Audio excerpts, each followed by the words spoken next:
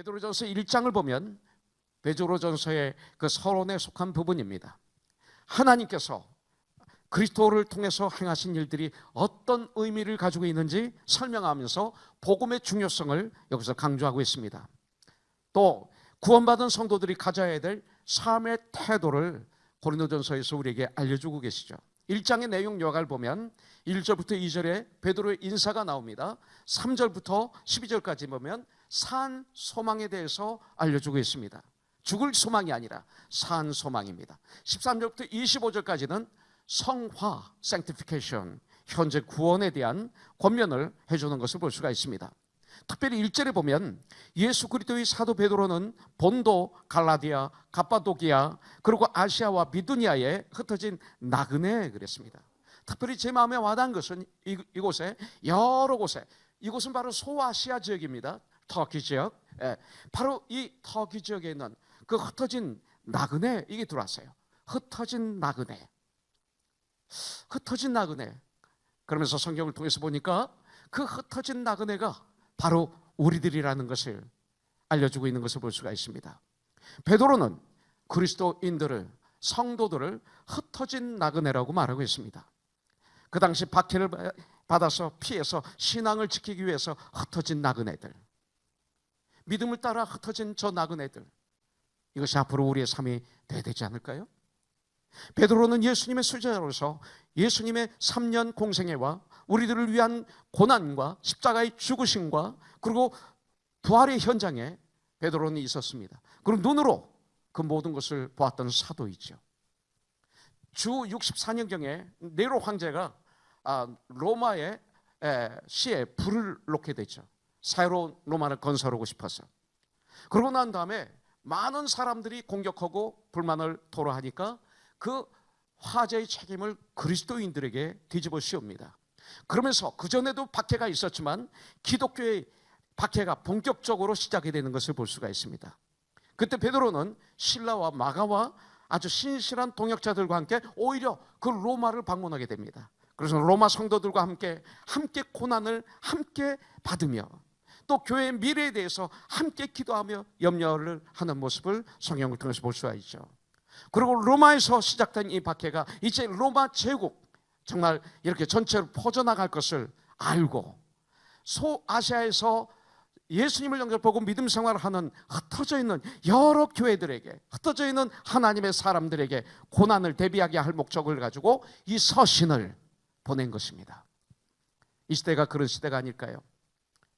우리 믿음의 지체들이, 그리스도인들이 손에 손을 잡고 우리 그리스도인들은 heaven bound, 천국을 향해서 걸어가고 있는, 이 세상에서는 하나님의 나라를 향해 여행하는, 전 세계에 흩어져 있는 천국을 향해 여행하고 있는 나그네들, 그리스도인들이죠.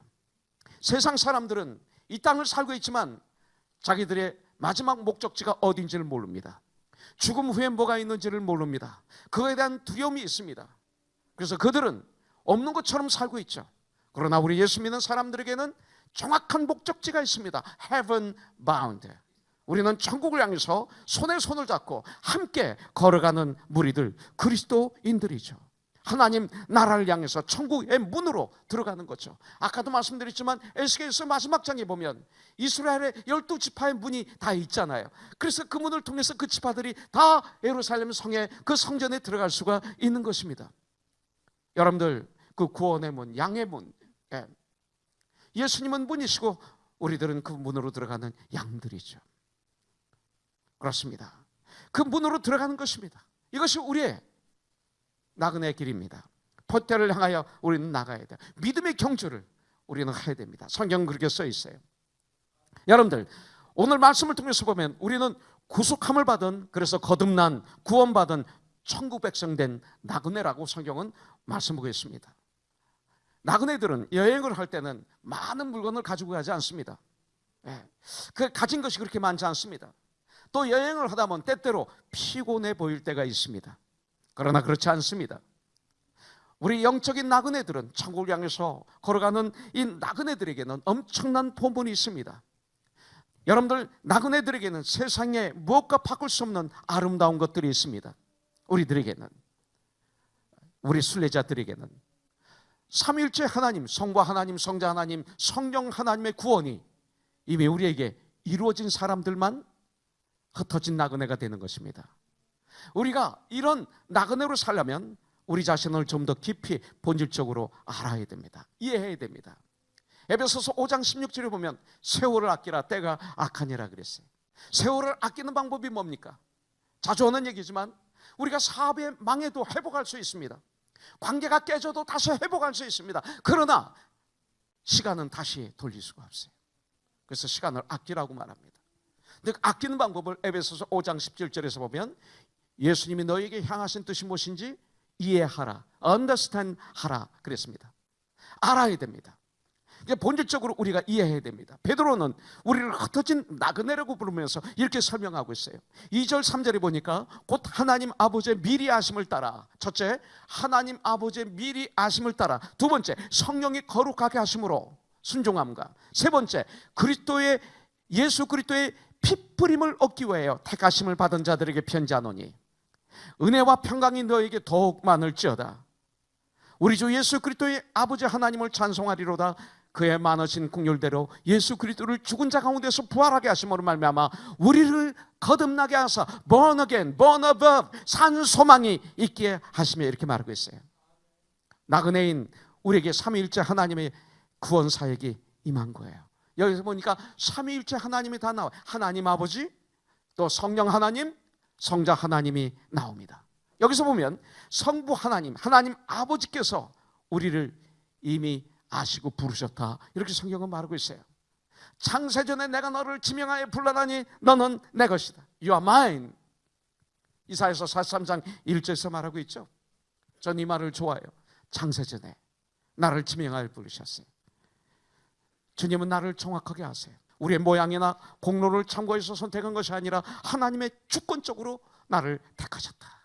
우리가 하나님을 믿은 것이 아니라 하나님의 만세전부터 우리를 미리 아시고 그러고 믿도록 작정하셨다. 그래서 우리의 믿음은 하나님의 선택의 결과인 거예요. 둘째, 성자 하나님 예수 그리스도의 피뿌림이 우리에게 임하셨다고 2절에서 말하고 있어요. 거룩하신 하나님 앞에 설 자가 누가 있을까요? 죄인 우리가 어떻게 하나님 앞에 서요? 이사야는 주님의 음성을 듣고 난 다음에 나는 죽었다 그랬어요. 그때 천사를 통해서 숯불로 그 입술을 찢어주죠. 그래서 하나님 앞에 구원받기 위해서는 죄 사함을 받아야 돼요. 죄인은 하나님 앞에 설 수가 없어요. 근데 성경에 보니까 피뿌림이 없으면 사함이 없다라고 성경은 말씀하고 있어요.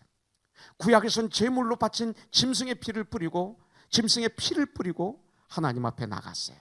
양의 피, 염소의 피, 비둘기의 피 흘림이 없으면 하나님 앞에 나갈 수 없는 것이 성경의 법칙이에요. 그런데 감사하게도 우리에게는 짐승의 피가 아니라 하나님의 아들, 독생자 예수 그리스도의 그 십자가의 보혈의 피 흘리심이 있습니다. 예수님이 우리를 위해 십자가에서 피를 흘려주셨습니다. 그러면서 성경은 말합니다.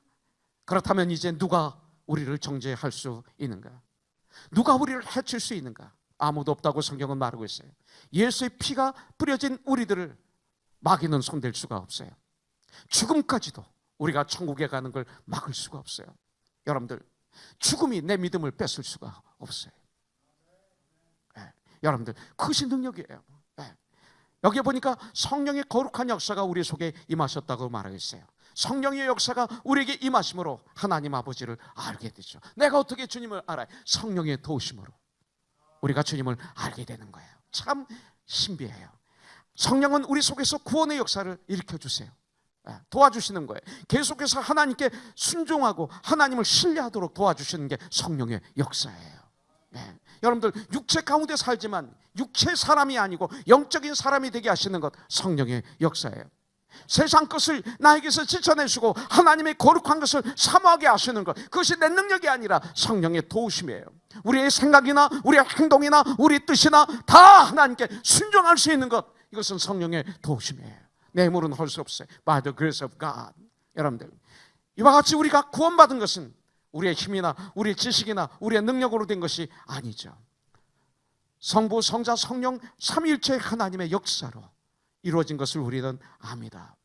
세상 사람들은 세상의 방법으로 살아가고 있어요. 예수를 믿는다고 하는 많은 사람도 가만히 들여다보면 입으로만 예수를 믿지 세상 방법으로 살아가고 있어요. 육신의 정욕, 안목의 정욕, 이생의 자랑, 어떤 부유, 인기, 그리고 권력. 물론 이것은 중요합니다. 이것이 없으면 안 되죠. 우리도 이것을 구해야 됩니다. 그러나 이것이 하나님 앞에 있으니까 문제죠. 이것이 하나님이 돼서 문제죠. 이것이 노예가 되어서 문제죠. 그러나 그리스도인이 하나님 나라를 향해 나가야 된다는 것은 그냥 되는 것이 아닙니다. 삼위일체 하나님의 그 크신 사랑과 놀라운 역사로 된 것이죠. 그래서 축도할 때 이제는 우리 주 예수 그리스도의 은혜와 하나님의 그 크신 사랑과 성령님의 역사가 일주일 동안의 삶 가운데 저들에게 있을지어다, 이렇게 기도하는 거예요. 여러분들, 세상에서는 우리가 나그네입니다. 천국을 향해서 걸어가는 순례자들입니다. 오직 우리를 구원하실 자녀 삼으신 하나님을 섬기며 하나님으로 즐거워하고 하나님으로 기뻐하며 한 걸음 한 걸음 천국을 향해서 그 나가는 것입니다. Heaven bound. 우리에게 삼위 하나님의 구원의 역사가 이루어졌기 때문에 거부할 수 없이 정말 우리가 예수 믿는다면 나그네의 삶을 살아야 됩니다. 삼위 하나님의 구원의 역사가 우리 속에 이루어지지 않았다면 우리는 어쩔 수 없이 세상에 낙을 두고 세상에 소망을 두고 사는 세상 사람이 되고 맙니다. 여기서 보니까 거듭난다는 말은 뭐예요? 다시 태어난다. 다시 태어난다. 거듭난다는 것, 위로부터 다시 태어나는 거예요. Born above. 이 거듭나는 것은 새롭게 되는 것입니다. 그런 중 누구든지 그리스도 안에서면 새로운 피조물이라. 그리고 성령으로 낳게 되는 것입니다. 이 거듭남은 선행이나 종교적인 열심이나 자기 노력으로 되는 것 아닙니다. 오직 하나님의 은혜로, 하나님의 사랑 때문에 되는 것이죠. 만지기도 징그러운 번데기에 예쁜 호랑나비가 나옵니다. 여러분들, 더럽던 애벌레가 예쁜 나비로 변합니다. 바로 성령으로 거듭난 사람들은 바로 이와 같은 사람들이에요. 여러분들, 그런데 교회에 이런 사람들이 많이 없어요. 이렇게 교회에 사람들이 꽉꽉 들어 찼는데 성경은 말하기를 마지막 날에 내가 믿는 자를 보겠느냐, 성경은 말하고 있어요. 정말 성령이 나에게 임하시면 완전히 새로운 모습으로 바뀌게 돼요. 그 새로운 모습이 뭡니까? 새로움이란 뭡니까? 내 마음이, 내 생각이, 그리고 행동까지 여기에 포함되는 거예요. 여러분들, 그래서 어둠의 생활이 어떻게 됩니까? 이제 빛으로 바뀌는 거예요. 캄캄한 삶이, 돈 때문에, 관계 때문에 우리는 때때로 믿음이 없는 사람들은 조그만 문제가 있어도 좌절하고 절망하고 낙담해서 자기가 자기 발로 걸어 들어가야 캄캄한 암흑 속으로, 그 저주 속으로 걸어 들어가서 거기에 주저앉아 있는 거죠. 그런데 주님의 은혜가 임하면 그 어둠의 생활이 빛의 생활로 바뀌는 거예요. 네. 죄의식에 눌렸던 삶이 참 자유를 누려요. 일부 예배 때도 제가 얘기했지만, 나 자유 얻었네, 너 자유 얻었네. 난 이 찬양 좋아해. 나 자유 얻었네, 너 자유 얻었네, 우리 자유 얻었네. 이런 찬양이 요새 없어요. 이런 간증이 있어야 되는데 이것이 많이 없어요. 참 자유, 죄의 해방. 열등감에 눌려있는 사람들 없어요? 교회 나오지만 열등감과 좌절감에, 절망감에 쓰러져 있는 분들이 있어요. 정말 성령이 임하시면 여러분들, 열등감에 쓰러져 있고 두려움에 그냥 눌려 살던 사람이 이 안에서 자존감이 터져요. 자존감이 생겨요. 그리고 주님만이 주시는 용기와 소망을 가득 차게 되죠. 이런 분들이 바로 성령의 역사로 예수 그리스도의 보혈의 피로 죄지침 받고 믿음으로 하나님의 은혜로 정말 구원받아 거듭난 사람들이죠. 이런 사람들만 예배를 올바로 드릴 수가 있어요. 이런 사람들은 예배가 드리고 싶어서 견딜 수 없어요. 그것은 모두 예수님의 부활하심으로 이루어진 정말 신기하고 놀라운 기적적인 사실이죠. 이 세상의 기업은 시간이 지나면 썩습니다. 더럽혀집니다. 쇠합니다. 그러나 하나님께서 주시는 기업은 이 세상의 기업과 같지 않습니다. 이 땅에서 시작이 되지만 저 하늘나라까지 계속되는 영원한 기업, 이걸 주님이 우리에게 주시는 거예요. 온전하고 완전한 기업, 영생하는 영원한 기업, 이것을 우리에게 주시는 거예요. 이 세상의 집은 영원한 내 집이 아닙니다. 나이를 먹고 언젠가 세상을 떠나게 되면 다 놓고 가야 되는 것입니다. 돈도 재물도, 그리고 보석도, 집도, 땅도, 문서도 다 놓고 가는 거예요. 여러분들, 제가 암에 걸려서 사형 선고를 받았을 때 1년 반밖에 살지 못한다고 했을 때 저는 저 자신을 돌아봤다고 그랬잖아요. 그렇다면 난 1년 반을 어떻게 살아야 될 것인가? 내가 1년 반밖에 살지 못한다고 병원에서 통보했다고 그러시는데 그 1년 반을 나는 어떻게 살아야 될 것인가? 그 뒤를 돌아보니까 내가 가지고 있는 것이 다 내 것이 아니에요. 다 놓고 가야 돼. 그래서 저는 그때 결단했어요. 주님, 저 1년 반을 100년처럼 살 거예요. 죽으려고 보니까 내가 태어난 시간이 조금 전 같아요. 속았던 거예요. 오래 산다, 조금 산다. 죽음 앞에는 아무것도 아니에요. 속았던 거예요, 제가. 시간에 대한 개념이 달라졌어요. 내가 얼마나 오래 사는가 중요하지만 건강하게 사는 거 중요합니다. 그러나 한 시간을 100년처럼, 바로 이 시간을 귀하게 여기는 삶, 매 순간을 마지막처럼 점점 살아가는 삶, 순전하고 정직하고 하나님 경외하며 하기서 떠나는 삶, 순전하게 그분과 대화를 나눈 삶, 그 영혼을 순전하게 사랑하는 삶, 그 작은 일들 다 놓고 가요. 소유는 순간이에요. 우리가 하지 못해요. 왜? 내 것이 아니기 때문에, 하나님께서 잠시 나에게 허락해 주신 것이기 때문에. 그러나 이 세상에 놓고 간 것도 하나님께서 하늘나라에서 보상하시고 은총을 베풀어 주신다고 성경은 말하고 있어요. 참 잘했다, 충성된 나의 종아, 내가 너에게 많은 걸 맡기리라. 오늘 너는 주인의 즐거움에 참여하리라. 재물을 이 땅에 쌓지 말아야 돼. 하늘나라에 쌓으면 하늘에서 보화가 넘치게 되리라는 거예요. 이 얘기는 코너스톤 교회가 돈을 다 바치라는 거 아니에요. 하나님 주신 그 능력, 시간, 재능, 물질 아주 귀하게 쓰라는 거예요. 여러분들의 삶의 현장에서. 그래서 그것이 천국의 자산이 되도록 만들라는 거죠. 여러분들, 히브리서 13장 8절을 보니까 우리 주 예수 그리스도는 어제나 오늘이나 영원토록 동일하시다고 성경은 말씀하고 있어요. 바로 산 소망을 가진 하나님의 사람들에게 주님은 어떤 약속을 하십니까? 5절에 보니까 너희는 말세에 나타내기로 예비하신 구원을 얻기 위하여 믿음으로 말미암아 하나님의 능력으로 보호하심을 받았느니라. 보호하심을 받아요. 9절에 보니까 믿음의 결국은 곧 영혼의 구원을 받음이라 그랬어요. 믿음을 가진 하나님의 사람들에게, 자녀들, 우리 하나님의 자녀가 된 자들에게는 하나님 아버지께서 능력을 베풀어 주시고 또한 그 믿음을 통해서 보호하시고 도와주신다고 성경은 약속하고 있어요. 이 말세에 구원을 받대. 어떻게 구원을 받아요? 믿음으로 우리는 그 은혜로 말미암아 구원을 받습니다. 또 영생을 얻고 우리가 천국을 향해서 걸어가는 하나님의 사람 나그네들이지만 이 땅에서도 정말 이 믿음을 통해서 그 믿음대로 역사하시고 우리를 지켜주신다고 성경은 말하고 있어요. 우리를 보호하십니다.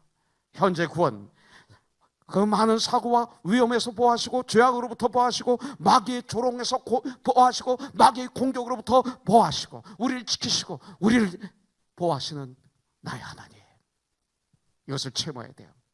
창세기 15장 1절을 보니까 나는 내 방패다 그랬어요. I am your shield 이렇게 말하고 있습니다. 시편 9편 9절에 보니까 여호와는 압제를 당하는 자의 요새시요 환난 때에 우리의 요새시다 성경 말하고 있어요. 시편 18편 2절 보십시오. 여호와는 나의 반석이시요 my rock 그랬어요. 여호와는 나의 요새시요 이렇게 말하고 있어요. My fortress, 여호와는 나의 환난 때의 요새시로다.